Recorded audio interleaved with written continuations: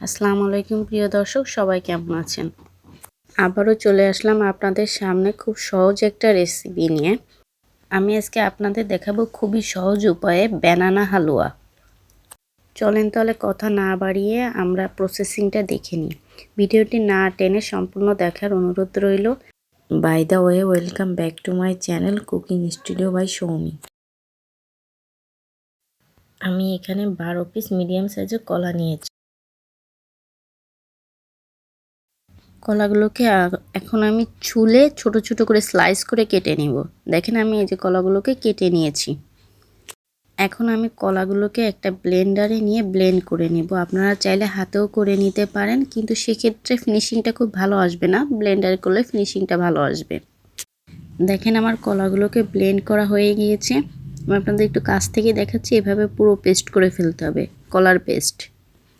এ পর্যায়ে আমি একটা প্যান নিয়ে নিলাম। প্যানে 1 চামচের মতো ঘি নিলাম এবং চুলার জালটা আমি মিডিয়ামে রাখবো। আমি পুরা রান্নাটাই চুলার জাল মিডিয়ামে রেখে করব, না হলে নিচ থেকে ধরে যাবে কলাটা।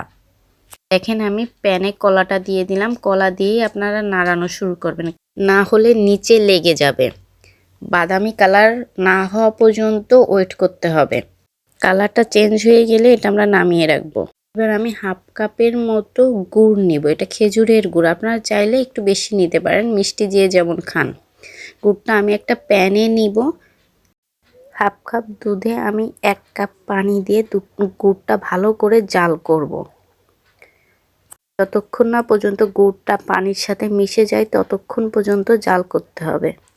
এটা বেশি সময় লাগে না, আমার 6-7 মিনিটের মতো লাগছে। দেখেন গুড়টা হয়ে গিয়েছে। এখন আমি যে প্যানে কলা ছিল ওই প্যানের মধ্যে এই গুড়ের পানিটা ঢেলে দিব আস্তে আস্তে করে। একবারে দেওয়ার দরকার নেই, প্রথমে একটু দিয়ে ভালো করে মিক্সড করবেন। এখন আমি এর ভিতরে 3টা এলাচ একটু গুঁড়ো করে, এলাচের ভিতরের অংশ বিচিগুলো ওগুলো দিয়ে দেবো, আর এলাচের খোসাটা ফেলে দিব। এরপরে একটু ভালো করে মিক্সড করার পর বাকি যে গুড়ের পানিটা ছিল সেটা আমি এর সাথে মিক্সড করে ভালো করে নাড়াচাড়া করতে থাকবেন। এটা সবসময় নাড়াতে থাকবেন, নাহলে লেগে যাবে। দেখেন আমার কলা আর গুড়ের পানিটা ভালোভাবে ফুটে গিয়েছে। পর্যায়ে আমি নিয়ে নিলাম কিছু ড্রাই ফ্রুট, কাজু বাদাম, পেস্তা বাদাম এবং কিসমিস।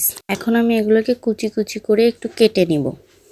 এরপরে ড্রাই ফ্রুটগুলো আমি ব্যানানা হালুয়ার মধ্যে অ্যাড করে দেব। আপনারা চাইলে ড্রাই ফ্রুটগুলো একটু ঘি দিয়ে ভেজেও নিতে পারেন। এ পর্যায়ে আমার হালুয়াটা হয়ে গিয়েছে। এখন আমি এটাকে একটা আলাদা পাত্রে উঠিয়ে একটু ভালো করে লেবেলিং করে 3 ঘন্টার জন্য রেস্টে রাখবো। আপনারা ফ্রিজেও রাখতে পারেন বা আপনারা নর্মালেও রেখে দিতে পারেন। দেখেন 3 ঘন্টা পরে আমি আমার হালুয়াটা বের করেছি। এখন আমি হালুয়াটাকে কেটে নেব। তারপর ডেকোরেশন, যে যেভাবে খুশি ডেকোরেশন করতে পারেন। আমার ভিডিওটি যদি আপনাদের ভালো লাগে অবশ্যই আমাকে লাইক, কমেন্ট, শেয়ার দিয়ে পাশে থাকবেন। বেবিদের জন্য খাবারটা অনেক টেস্টি, বেবিরা খুবই পছন্দ করবে আর খুবই সহজ উপায়ে এটা রেডি করা যায়। প্রিয় দর্শক, দেখুন আমার হালুয়াটা কতটা স্মুথ হয়েছে। এখন ডেকোরেশন, আমি কিছু বাদাম দিয়ে ডেকোরেটেড করতেছি। আপনারা যেভাবে খুশি ডেকোরেট করতে পারেন। সো প্রিয় দর্শক, আবারও দেখা হবে নতুন কোনো রেসিপি নিয়ে। এতক্ষণ আমাকে সহ্য করার জন্য আপনাদের অনেক ধন্যবাদ। আসসালামু আলাইকুম। সবাই ভালো থাকবেন এবং আমার জন্য দোয়া করবেন।